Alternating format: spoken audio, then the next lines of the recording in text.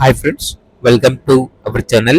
ఈరోజు మీకోసం punch face top quality షిజ్జు పప్పి అనేది అమ్మకానికి అయితే తీసుకురావడం జరిగింది.